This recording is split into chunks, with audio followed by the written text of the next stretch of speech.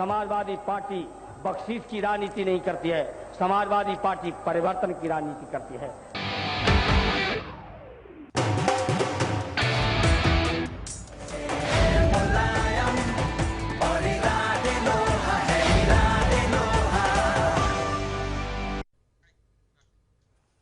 नमस्कार, आपके साथ में हूं सुषमा पांडे। जिसका जलवा कायम है उसका नाम मुलायम है। जी हां, हर कोई उन्हें लोहिया की राजनीतिक पूंजी का संरक्षक कहता है, तो कोई राजनीति का चाणक्य, कोई उन्हें समाजवादी विचारधारा का सबसे बड़ा अलमबरदार मानता है, तो कोई नई सियासत का जनक। लेकिन अपने नाम की तरह ही दिल रखने वाले मुलायम सबके बीच एक नाम से ज्यादा जाने जाते हैं, वो है नेताजी। जी हां, हर कोई उन्हें नेताजी कहता है, यानी कि लीडर। लेकिन एक मामूली से मुलायम कैसे बन गए बदलती सियासत के लीडिंग लीडर? क्या है इस शख्स की शख्सियत कि अपने तो अपने विरोधी भी इस नेता के राजनीतिक कौशल और आत्मीयता के मुरीद हो गए? आज इसी जलवे की करेंगे हम बात। पार्टी बख्शीश की राजनीति नहीं करती है, समाजवादी पार्टी परिवर्तन की राजनीति करती है।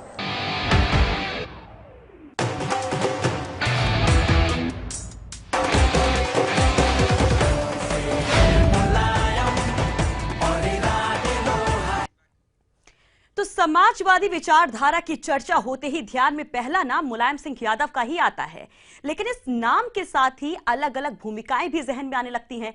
कभी स्कूल में मास्टर की भूमिका, तो कभी सियासी पाठशाला में राजनीतिक गुर सिखाते सियासी पंडित की, तो वहीं अखाड़े में अपने से दोगुने कद के लोगों को धोबी पाट दांव लगाकर चित करने से लेकर सियासी दंगलों के विजेता तक। तो चलिए सबसे पहले जानते हैं एक किसान, एक अध्यापक और एक पहलवान से नेताजी तक का यह सफर।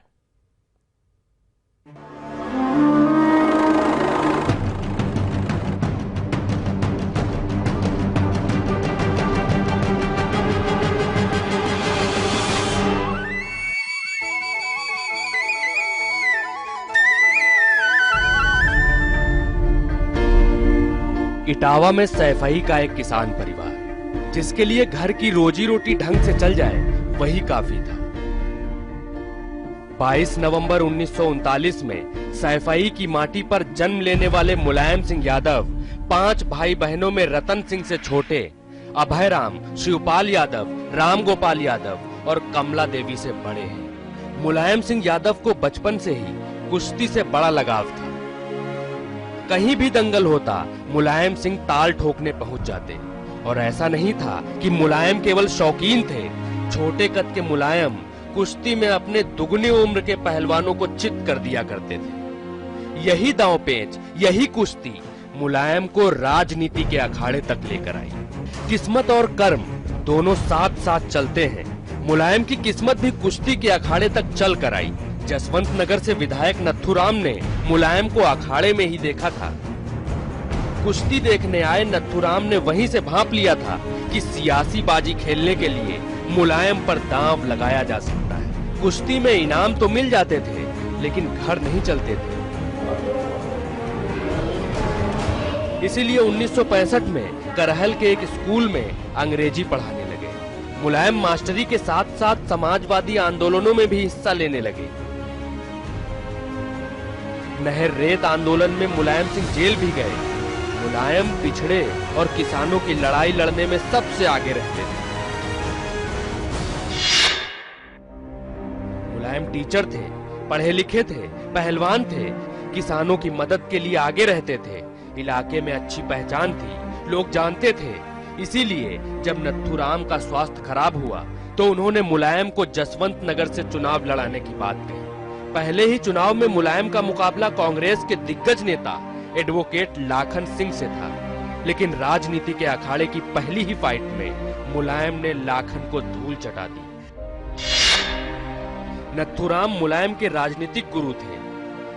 साथ ही मुलायम राम मनोहर लोहिया के समाजवादी विचारधारा से बहुत प्रभावित थे। ये सादगीपूर्ण जीवन उनका डॉक्टर लोहिया और चौधरी चरण सिंह जी से उन्हें मिला है, जिसको उन्होंने जीवन भर अपनाया और आज भी उसी रास्ते पर उनका सफर जारी है।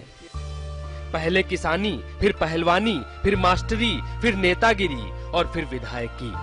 यहाँ तक के सफर में मुलायम ने कभी सोचा नहीं था कि ये भी होगा। लेकिन जो भी मुलायम के रास्ते में आता गया उसे मुलायम मजबूत इच्छा शक्ति के साथ सहजता से स्वीकार करते गए। Bureau report, ETV news.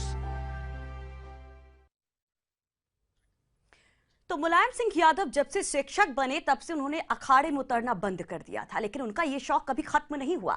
अखाड़ों में वो दंगल का आयोजन करवाते थे, तो वहीं सियासी पारी में इस शख्स की दिमाग की फुर्ती, वहीं पर दांव पेच कुछ जुदा। विधायक तो बन गए थे नेताजी, लेकिन अभी वो इतिहास लिखना तो बाकी था जब वो पहली बार बने उत्तर प्रदेश के मुख्यमंत्री। ये अब तक पहली बार आ रहा है जब समाजवादी पार्टी को मौका मिलेगा। अगर थर्ड फ्लोर की सरकार में आएगी तो थर्ड फ्लोर में सत्ता बर्तन है समाजवादी पार्टी।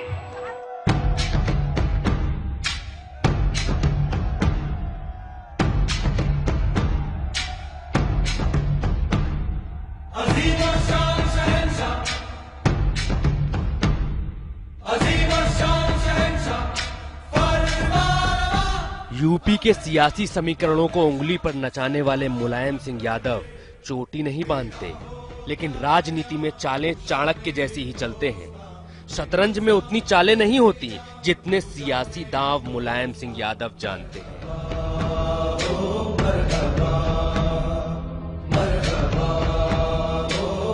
समाजवादी पार्टी बख्शीश की राजनीति नहीं करती है, समाजवादी पार्टी परिवर्तन की राजनीति करती है।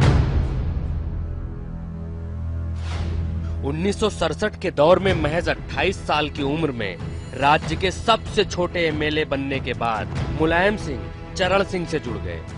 चरण सिंह का गुट भारत में गैर कांग्रेसवाद की जमीन तलाश रहा था।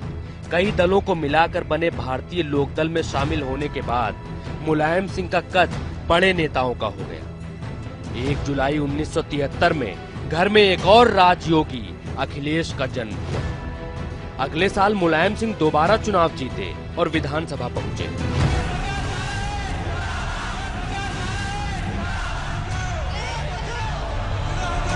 ये क्रांति है मित्रों, और संपूर्ण क्रांति है। दूसरी तरफ जेपी ने इंदिरा सरकार को हटाने के लिए जब संपूर्ण क्रांति का नारा दिया तो 26 जून 1975 को देश में आपातकाल लग गया। ये आकाशवाणी है।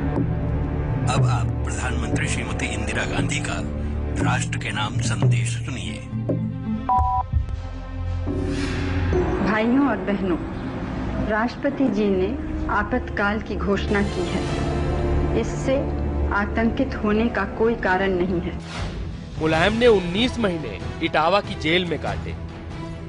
आपातकाल के बाद जब जनता पार्टी का गठन हुआ और देश में चुनाव हुआ तो मुलायम चुनाव लड़े और जीते। देश और उत्तर प्रदेश में जनता पार्टी की सरकार बनी। मुलायम सिंह पहली बार सहकारिता मंत्री बनाए गए। मुलायम सिंह यादव के साथ उनका परिवार भी मुलायम के पीछे पीछे चलता गया। वीपी सिंह सरकार के दौरान एक शादी समारोह से लौट रहे मुलायम सिंह यादव पर जानलेवा हमला भी हुआ। कहते हैं मुलायम की सूझबूझ से ही मुलायम उस हमले से बच पाए थे। मुलायम वीपी सिंह के धुर विरोधी हो गए। हमले का आरोप मुलायम के सियासी विरोधी बलराम सिंह यादव पर लगा। चौधरी चरण सिंह मुलायम को बहुत मानते थे, यहाँ तक कि मुलायम को अपना उत्तराधिकारी भी घोषित कर दिया था। मुलायम सिंह को सुरक्षा दिलाने के लिए और राजनीति का बड़ा पंडित बनाने के लिए चरण सिंह ने मुलायम को यूपी विधान परिषद में विपक्ष का नेता बनवा दिया। 1987 में विदेश से पढ़ाई करके लौटे चौधरी चरण सिंह के बेटे अजीत सिंह और मुलायम सिंह के मतभेदों से लोकदल पार्टी टूट गई।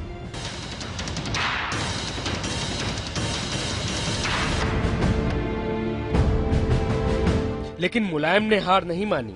मुलायम ने जनता पार्टी सहित 7 दलों को मिलाकर क्रांति मोर्चा बनाया और यूपी की यात्रा पर निकल गए। यूपी की यात्रा के बाद 1987 में लखनऊ में बड़ी रैली की और इसी रैली से मुलायम के मुख्यमंत्री बनने की नींव पड़ी और जनता दल का गठन हुआ। मुलायम यूपी में जनता दल के अध्यक्ष बने। 1989 का चुनाव मुलायम के नेतृत्व में ही लड़ा गया। मुलायम 5 दिसंबर 1989 को पहली बार यूपी के मुख्यमंत्री बनाए गए। इन सभी घटनाओं के साथ अयोध्या में राम जन्मभूमि आंदोलन भी साथ चल रहा था। मुलायम पर कार सेवकों के ऊपर गोली चलवाने का आरोप लगा। अप्रैल 1991 में मुलायम की सरकार गिर गई। बैसाखियों के सहारे चल रहे मुलायम को अब अपनी खुद की पार्टी की जरूरत हुई। 4 अक्टूबर 1992 में बेगम हजरत महल पार्क में समाजवादी पार्टी की स्थापना की गई। समाजवादी पार्टी बनने तक मुलायम सिंह यादव राजनीति के मंझे हुए खिलाड़ी हो चुके थे। एक बार मुख्यमंत्री भी बन चुके थे। सिंहासन हिलते हुए, बनते हुए और गिरते हुए भी देख चुके थे। Bureau report, ETV news.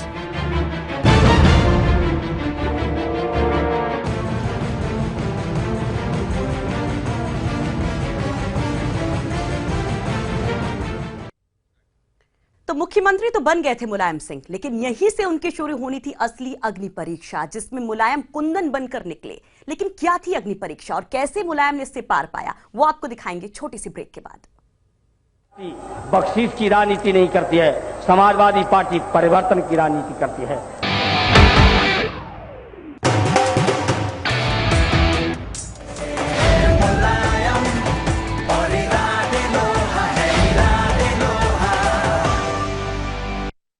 Samajwadi party बख्शीश की राजनीति नहीं करती है, समाजवादी पार्टी परिवर्तन की राजनीति करती है।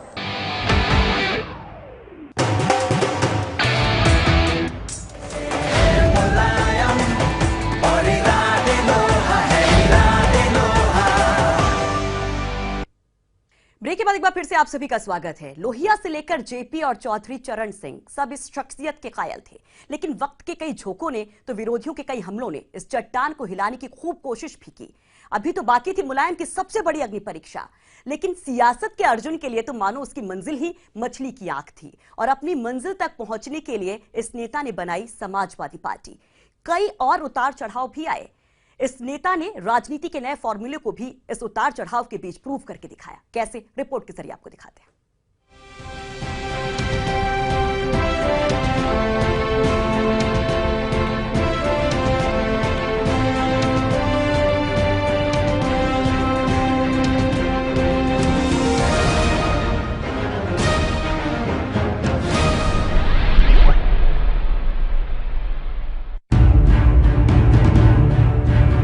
मुलायम, ऐसी शख्सियत जिसने महज 15 साल की उम्र में ही परवान भरनी शुरू कर दी। लोहिया के आंदोलन से ही अपना लोहा मनवाना शुरू कर दिया। और ये लोहा ऐसा था जिस पर जितने हमले हुए ये उतना ही संवरता गया, तप तप कर मजबूत होता गया। ये मजबूती थी इरादों की, सोच की, जिसने मामूली मुलायम को बना दिया नेताजी, जिसकी शख्सियत की ऊंचाई को विरोधी भी मानने लगे। सियासतदान के तौर पर, एक अच्छे इंसान के तौर पर, एक मजे हुए राजनीतिक के तौर पर, और स्वाभाविक है कि राजनीति की जितनी बेहतर समझ मुलायम सिंह को है उससे तो इनकार नहीं किया जाता। ये तो तभी साबित हो गया था जब पहली बार मुलायम पहला छात्र संघ चुनाव लड़े थे।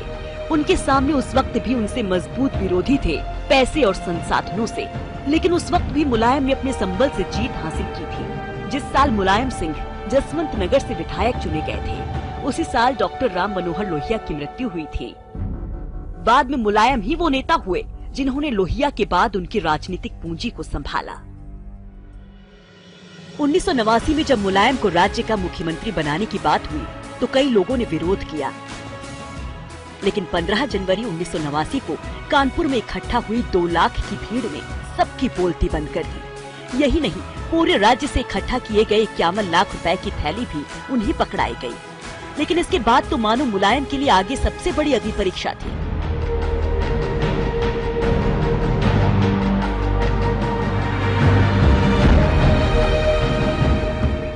विवादित ढांचे के मुद्दे ने मुलायम की मुश्किल बढ़ा दी थी और कार सेवकों पर हमले को लेकर विरोधियों ने मुलायम को खूब घेरा। सबसे मुश्किल घड़ी में मुलायम सिंह यादव ने फिर साहस से फैसला लिया। विवादित ढांचे के ढहने के बाद जब कल्याण सिंह सरकार गिरी और 1.5 साल के राष्ट्रपति शासन के बाद विधानसभा चुनाव हुए तो मुलायम सिंह ने कांसीराम के साथ दलित वोटों का समझौता किया और कांसीराम को इटावा से संसद भिजवाकर यूपी में सपा और बसपा की मिलीजुली सरकार बनवा ली और मुलायम दूसरी बार सीएम बने। और यहाँ से शुरू हुई उत्तर प्रदेश में एक नई सियासत। देखिए, वक्त की नब्ज भांपी मुलायम सिंह यादव ने, इस देश में और इस प्रदेश में बड़ी पार्टियों की सरकारों का दौर था।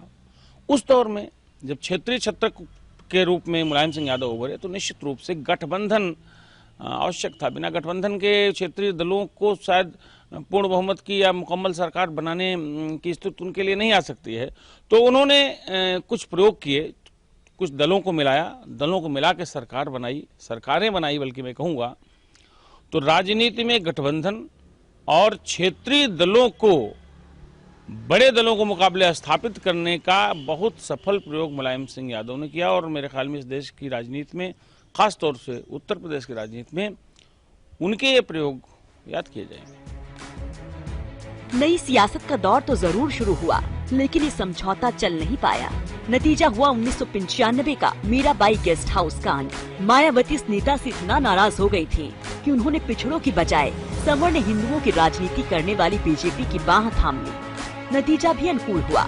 मायावती सत्ता में आ गयी और मुलायम सिंह सत्ता से दूर हो गए। लेकिन मुलायम ने हार नहीं मानी थी। इस दौर के बाद ही मुलायम बन गए राजनीति के चाणक्य। मुलायम और अमर की जोड़ी ने 2003 में चली सबसे बड़ी सियासी चाल और बीजेपी से करीबी हुई, जिसके बाद बीजेपी नेता लालजी टंडन ने मायावती सरकार से समर्थन वापस लेकर सरकार गिरवा दी और 2003 में तीसरी बार मुख्यमंत्री बने मुलायम सिंह यादव।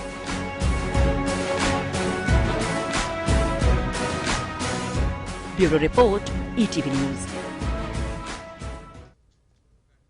वैसे नाम और कदकाठी से तो नेताजी बहुत साधारण लगते हैं, लेकिन शख्सियत ऐसी कि चट्टान की तरह अडिग और दूरदर्शी सोच भी ऐसी कि हर कोई मुरीद हो जाए। और ये दूरदर्शी सोच का ही नतीजा था कि 2012 यूपी विधानसभा चुनाव में उन्होंने अखिलेश यादव के नाम को आगे रखकर जहां एक तरफ पार्टी के भविष्य को दिशा दी, तो वहीं खुद दिल्ली के दंगल के लिए नजरें गड़ा दी।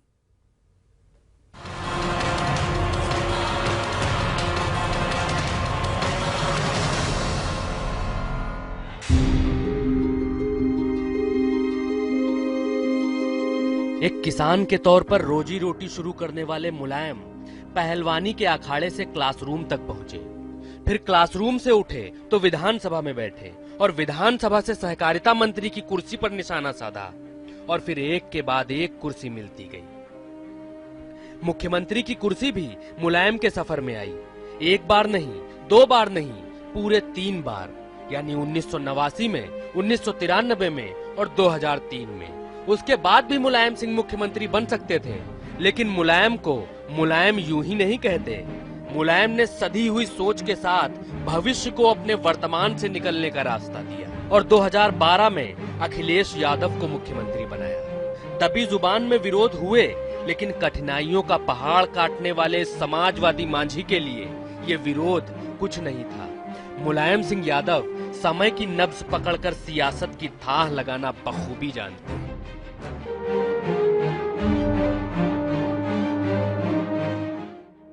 मुलायम 1 जून 1996 में देवे गौड़ा की सरकार में रक्षा मंत्री भी रह चुके हैं, लेकिन एक सपना आज तक अधूरा है और वो है प्रधानमंत्री का सपना। प्रधानमंत्री के सपने के बेहद करीब पहुंचने के बाद भी अपनों ने ही टांग खींच ली। मुझे बहुत अच्छे से याद है कि आप एक बार देश के प्रधानमंत्री बनते बनते रह गए थे, तब भी वजह लालू यादव थे। इस बार भी बिहार में आपने धोखा खाया तो लालू यादव से क्या धोखा खाने का आपका कोई मतलब कार्यक्रम रहता है रोज रोज का? अब कार्यक्रम तो अब तो रिश्तेदारी भी हो गई है। अब रिश्तेदारी तो हो गई है, तो रिश्तेदारी तो निभाएगी 3 पीढ़ी तक, रिश्तेदारी तो निभाई जाएगी। अब लालू जी सोचे कि क्या करना है, हम तो उनके बारे में अच्छा ही अच्छा सोचा है। पर आप तो लालू से हमेशा धोखा खाए। अब लालू जी की मजबूरी थी बिहार में। मुलायम बिना हवा का रुख देखे कुछ नहीं करते। बिहार में हुए महागठबंधन पर मुलायम कहते हैं कि ये शिवपाल का फैसला था। तो हम तो मान गए फिर। और तो क्या नीतीश के झांसे में आ गए मुलायम सिंह? नहीं, वो शिवपाल सीधे साधे थे। वो आ गए तो मैं समझ लेना, और देवेगौड़ा ने कहा ये धोखेबाज हैं।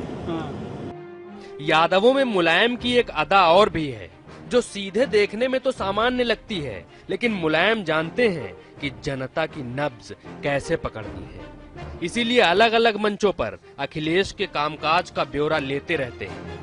तो आप इतना डांटते क्यों अखिलेश? डांटते नहीं, तो बाहर क्या कर रहे हैं। अगर बातचीत हो रही हम दोनों की, हम कहते ये कमी है, वो सफाई देता नहीं कमी है, हमें सोचना गलत है, तो ठीक है, तो बातचीत क्यों नहीं करेंगे। लेकिन सार्वजनिक मंच की जगह आप घर पे भी तो ये बात कह सकते हो। नहीं, डाटा कभी नहीं सार्वजनिक मंच जो काम आप पब्लिक के बीच क्यों कहते हैं? क्यों नहीं कहते, तभी मुट्ठी खुली जवान, समाजवादी पार्टी के ऐलान। मुलायम सिंह यादव अंग्रेजी के अध्यापक थे, लेकिन अंग्रेजी के ही धुर विरोधी थे। मुलायम कंप्यूटर के घोर विरोधी थे, लेकिन धीरे धीरे टेक्नोलॉजी के साथ आ गए। ऐसा नहीं है कि गांव से निकले नेता की सोच गांव में ही है। इसीलिए एक तरफ अमर सिंह मुलायम सिंह के दिल में है, तो दूसरी तरफ आजम खान की जगह मन में है। मुलायम की शख्सियत इतनी बड़ी है कि वर्तमान में कम ही नेता हैं जो उनके बराबर खड़े हो सके। तभी तो जब लोकसभा चुनाव में सपा को केवल 5 सीटें ही मिली थीं, तब भी नरेंद्र मोदी के शपथ ग्रहण समारोह में अमित शाह ने आगे बढ़कर मुलायम का स्वागत किया। नेताजी चुनावी हार और जीत से बहुत आगे हैं। राजनीति के इस धरती पुत्र की दूरदर्शिता पर आलोचक भी संदेह नहीं करते। मुलायम राजनीतिक क्षितिज पर चमक रहे हैं, क्योंकि वो सियासत की जमीन को समझते हैं। मुलायम न पंचायत चुनाव को कम आंकते हैं, न तो एक कार्यकर्ता की ताकत को कम आंकते हैं, क्योंकि मुलायम जानते हैं कि वो अकेले ही चले थे जानिबे मंजिल। लोग मिलते गए, कारवां बनता गया, और मुलायम की हसरत अभी भी ये है कि ये कारवां कम से कम दिल्ली तक पहुंचे। Bureau report, ETV news.